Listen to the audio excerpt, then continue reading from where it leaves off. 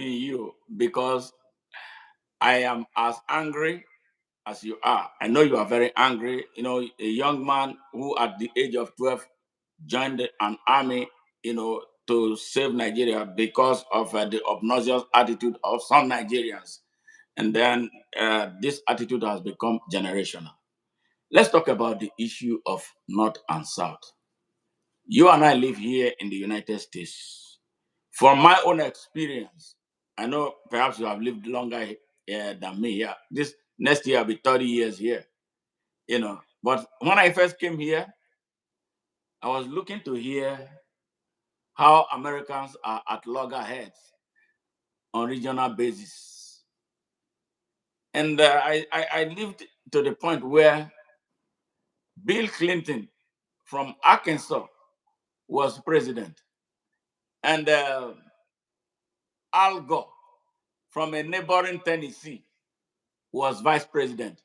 Now, if you're a Nigerian listening to me right now, and you have to listen very carefully, the state of Arkansas shares a border with Tennessee. Bill Clinton was from Arkansas. He was president.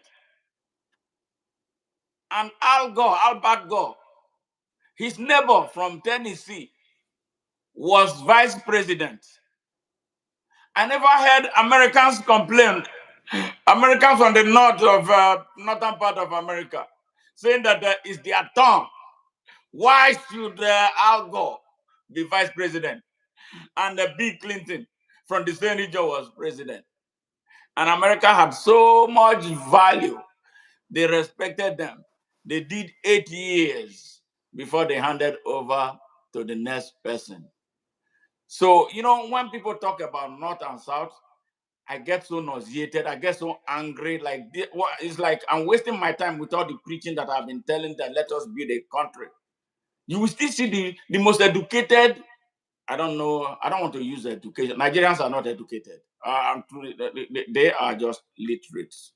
Those who can read and write. Because education has to do with where you come from, who you are, and the environment.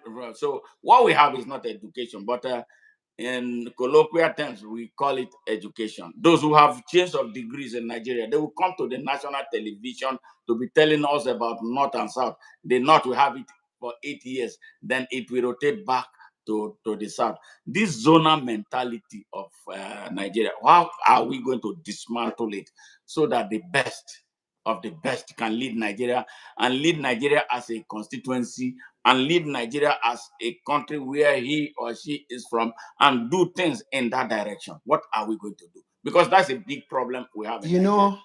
In Nigeria, Yes. every few years, a word enters the lexicon Yes. of popular usage. Yes. There was a time when we used to hear austerity measures. Yes. It went on for some time. Uh-huh. Nigeria they didn't know that austerity was still coming. In the 70s, it is let's go and share the national cake. Cake. Yes. There used to be a time when it was go and share the national cake. Yes. The media in Nigeria. So people come from geographical zones to go and decimate Nigeria, to go and carve Nigeria into what they will take. And people will go, oh, is our own brother has gotten our own share.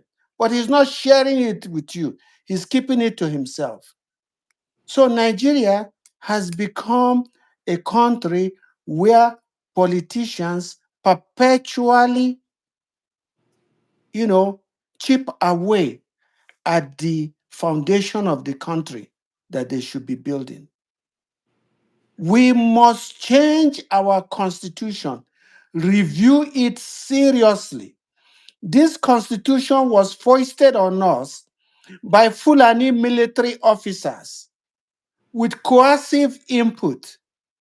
Even though Nigerians assented to it, they had no choice. Nigerians had a gun to their head held by Fulani. It is not a Nigerian constitution. We must review our constitution and put real checks